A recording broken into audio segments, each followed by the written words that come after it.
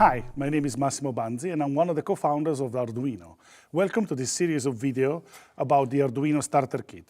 In this particular video, we're going to start learning the basics of all the components we're going to use in the rest of the videos.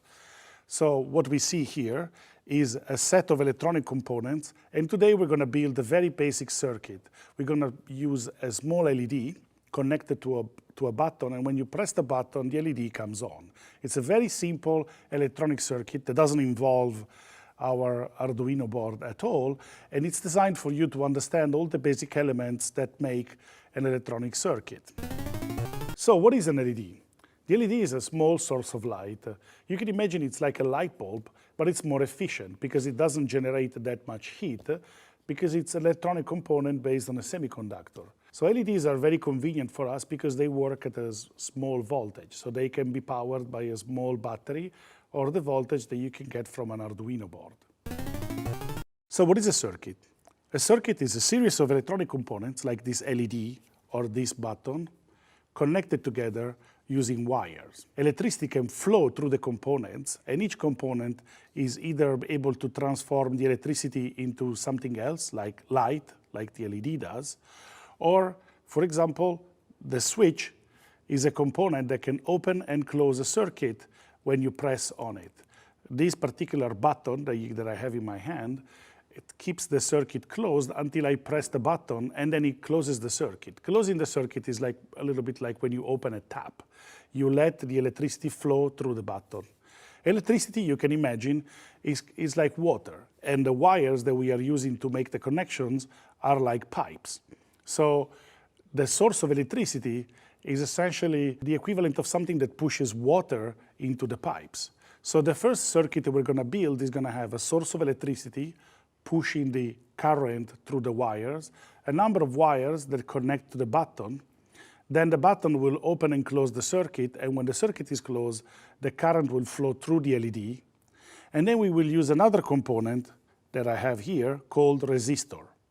What happens is that the voltage of our battery is too high for the LED that we are using. Just to give you an idea, we're going to be using a source of electricity operating at 5 volts, which is the standard voltage at which the Arduino board operates.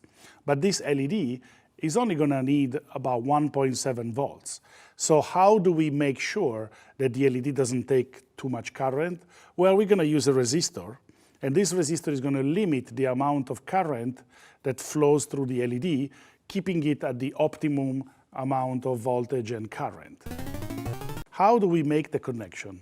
Well, actually, what happens with circuits is that you can take wires and you can wrap them around and you can create circuits like that, but that's not very practical. If you want to do a lot of experimentation, if you want to move components around, if you want to try different kind of circuits, wrapping wires around is not exactly the best idea.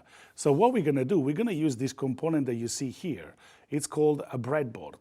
The breadboard essentially provides a set of pre-arranged connections, and each one of these holes is actually connected underneath with a metallic spring. So when I plug a wire into the breadboard, the spring will hold on to the wire and it will connect to all the other holes in the same line of holes. So let's have a look. For example, this line of holes that I am pointing to at the moment, they are all connected together. So if I plug this wire in this hole, all the holes in the same column are going to be connected to this wire. So if I take, for example, this resistor, and I plug the resistor in one hole in the same line, for example here, this is okay. So at the moment, the resistor and the wire are connected together. If I move this wire to the hole next to it, they are not connected anymore because only the wires in the same column are connected together. So to explain this concept better, I have prepared here a circuit that contains a lot of all the basic elements that I told you about. This is the resistor, this is the push button, this is the LED, and this is a wire. So what's missing here is the source of power. What a circuit needs in order to operate is a source of electricity. In this case, we're going to use the Arduino board as a source of electricity. The Arduino board can be powered through a battery or through a USB connection, as you can see in this particular situation. We're not going to use the intelligence provided by the Arduino board. We're just going to use the power that you can take from the Arduino board in order to learn how to build the circuit on the breadboard. So we're going to connect this wire to the other leg of the resistor. You will notice that actually the holes on this side of the breadboard, they have a different pattern. So why is this? Because actually these two lines of holes, they follow a different connection pattern. So the ones that cover the main area of the breadboard, as I said, are all connected along the column, while these lines are going all the way from one end to the other. So these are two separate strips of holes, and each one of them is connected together. So for example, if I plug this red wire at the beginning of this line of holes, I'm actually connecting 5 volts to every single hole that you can see on this line here. So this means that the resistor is now connected to this hole. Now I'm going to take this black wire and I'm going to plug it in one of these two holes that are marked G and D. G and D is the ground. It also represents the minus on your battery. If you look at the battery, normally there's a plus and a minus. So 5V represents the plus on this ideal battery, and the minus is here represented by G and D. So if I connect the black wire to the other line on the breadboard, now I have connected 5 volts, the first lines of holes, and the black wire to the second line of holes. Now, if everything is done correctly, if I press the button, I'm going to connect the resistor to the LED. This will complete the circuit and the LED will light up. Wow, okay, it's working. Okay, that was good. So the ability to convert electricity into another physical phenomena that we can actually experience in the real world makes the LED a transducer. So the transducer is a component which is able to convert electricity into something else, or, for example, if there were a component that would convert light back into electricity, that would also be a transducer. In particular, we call the LED in this particular situation an actuator, because it takes electricity and then turns into something that I can actually see in the real world. In this case, I can see the light. Electricity is invisible to me, but the LED makes electricity visible by turning it into light. We have our completed circuit, and I would like to make some modifications now to introduce some other concepts. So what we are looking at here is a very simple circuit where each component is connected to the next component in the circuit, and then the last connection goes back to G and D. So you can imagine the current flows from the red wire into the circuit, through the resistor, through the push button, then in this wire, then through this LED, another wire back to ground. So this is how the circuit is closed. One of the features of this circuit is that the elements, we say, are connected in series, because one component comes after the other. And we can make this circuit a little bit more complicated, because at the moment we have only one button. So what happens if I connect another button? So I can remove this jumper, and then I'm going to add another push button, making sure that it's connected with the LED.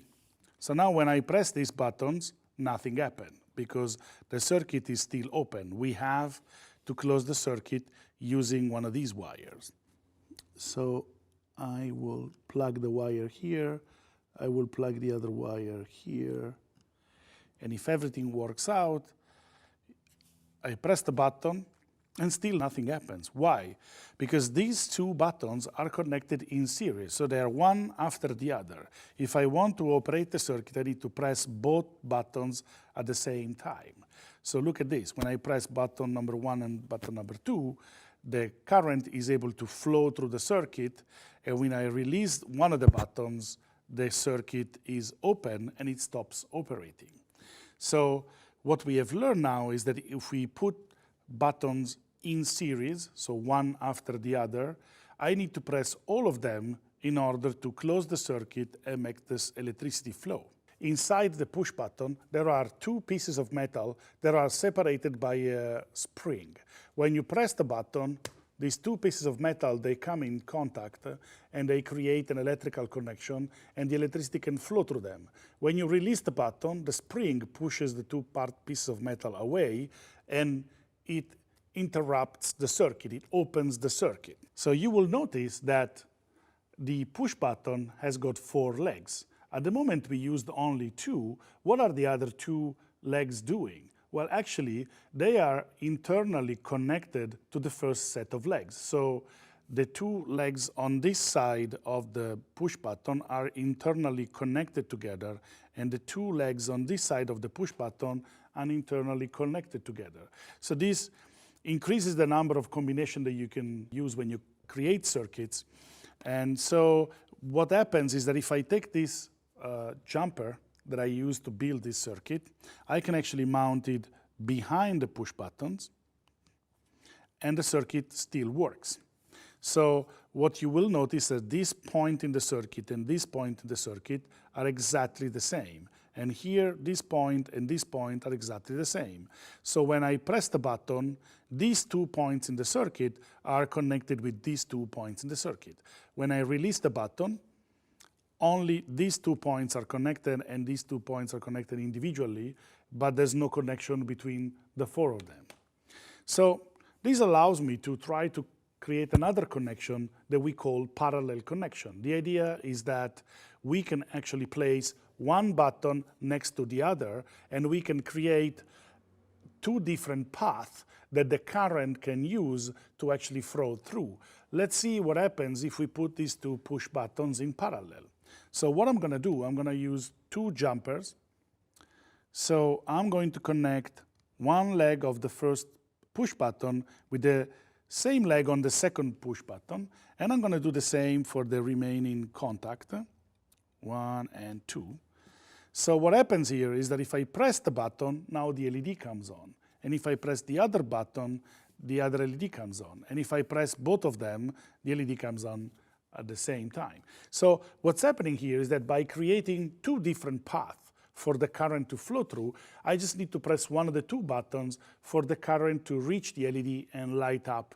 If you put the buttons in series, you need to press one button and the other button in order to create light. And in this particular configuration, you need to press one button or the other button in order to turn on the LED. So in a way, this small circuit is creating a very basic logic circuit. One that has an AND logic. You need to press one button and the other in order to light up the LED. And the second one is an OR circuit. You press one button or the other. That's all for today. I hope you enjoyed the tutorial, and remember, build it, hack it, share it, because Arduino is you.